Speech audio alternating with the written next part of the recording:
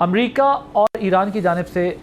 منیر صاحب جو ایک معاہدے کی مختلف تشریحات سامنے آ رہی ہیں، ہم دیکھ رہے ہیں مختلف آرا سامنے آ رہی ہیں، کیا مستقبل میں کسی نئے بحران کا سبب یہ کچھ بن سکتی ہیں چیزیں؟ جی ضرور، میرے خیال میں یہ بن سکتی ہیں۔ جیسے آپ نے ذکر کیا، کافی مسئلے ہیں۔ اب یہ معاہدہ ایک پہلا قدم ہے،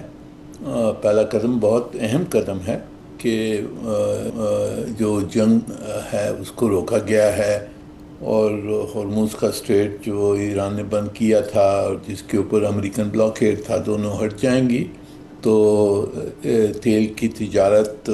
وغیرہ سب کھل جائے گی، اور انٹرنیشنل اکانومی پر بہت اچھا اثر ہوگا۔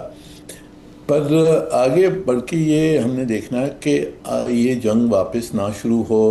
اور جو اختلاف ہیں ایران کے ساتھ امریکہ کے اور کچھ جو علاقی ممالک ہیں ان کے، وہ کیسے حل ہو سکتے ہیں۔ تو اس میں بہت سارے پہلو ہیں، بہت سارے ایشوز ہیں، جس میں نیوکلیئر ایشو ہے، سینکشنز کا ایشو ہے، اور ہرمز کا طرح سے ایڈمنسٹریشن ہوگی آگے جا کر، یہ بھی ایک مسئلہ ہے۔ اور سب میں اوپر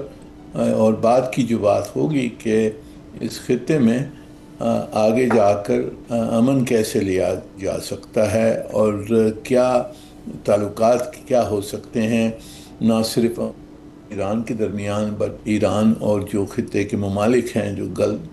جی سی سی اسٹیٹس ہیں، ان کے ساتھ کس طرح سے تعلقات ہوتے ہیں اور امن آ سکتا ہے، اور کس طرح سے آنا چاہیے۔ یہ سب مسئلے ہیں جن کو آگے بھی جا کر ان کو حل کرنا ہوگا، اور اس میں بھی پاکستان کا رول رہنا چاہیے، اور بہت اہم ہوگا اگر ہم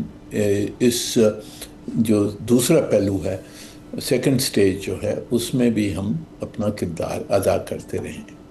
ٹھیک ہے، یہ جو اسٹریٹ آف ہرمز پر اور یہ سینکشنز